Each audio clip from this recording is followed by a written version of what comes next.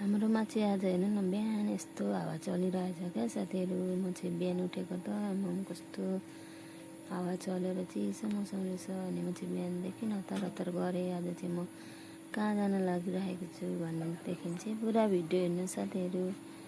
म चाहिँ आज बिहान घरको काम सकेर हतार हतार सकेँ, सानो पानी सकेर चाहिँ आज चाहिँ म माइत जानु छ। अनि माइत जाँदा चाहिँ हेर्नु साथीहरू मम्मी निस्किनु भयो बाहिर अनि मम्मीलाई बाई बाई मम्मी भनेको। ल छिट्टो आउनु भन्दै हुनुहुन्छ।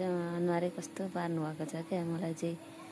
जान पनि आएन न नानीलाई जिस्काएर त्यस्तै गर्नुहुन्छ अनि थुतु पनि गर्दै हुनुहुन्छ नानीलाई चाहिँ। त्यसपछि हामी चाहिँ गाडी चढ्यौँ साथीहरू। गाडी चढेर मेरो चाहिँ माइत बिटामोटो। म चाहिँ फोन नगरी आएको थिएँ हेर्नु न। यहाँ साथी नानीहरू चाहिँ कति खुसी भइरहेछन् क्या। अनि मम्मी चाहिँ बसिराख्नु रहेछ अनि मम्मीसँग नि बसेँ अनि म चाहिँ लुगा फेरेँ। अनि यहाँ नानीलाई पनि लुगा फेरिदिएर माटो खेल्न थालिहालिन् क्या मेरो छोरी चाहिँ। हेर्नुहोस् साथीहरू। अनि म पनि एकछिन नानीहरूसँग गोल खेल्न थालेँ। अनि शीतल थियो क्या आज चाहिँ, गर्मी पनि थिएन अनि रमाइलो लाग्यो हामीलाई चाहिँ। अनि एकछिन खेलेँ अनि बुवा आउनुभयो। अनि बुवा आएर चाहिँ मेरो छोरी बुवासँग मान्दिनँ ती। अनि एकछिनपछि चाहिँ बेलुका भयो, दिदी चाहिँ पूजा गर्न थाली। अनि हामी चाहिँ पूजा दिदीले गरिसकेपछि खाना खायौँ।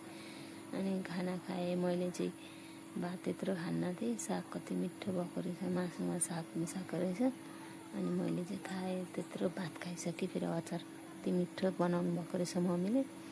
यत्रो भात खाइसक्दिनँ थिएँ आज चाहिँ। हेर्नु त भात साग सब खाइसकेँ मैले चाहिँ। अनि त्यसपछि बुवाले फेरि राति आइसक्रिम ल्याइदिनु भयो त सबैजनालाई। अनि आइसक्रिम खायौँ। अनि मेरो छोरी त झन् रमाएर हेर्नु न आइसक्रिम। छोरी मान्दिनँ अनि फकाउनलाई के गर्नुपर्छ हेर्नु न।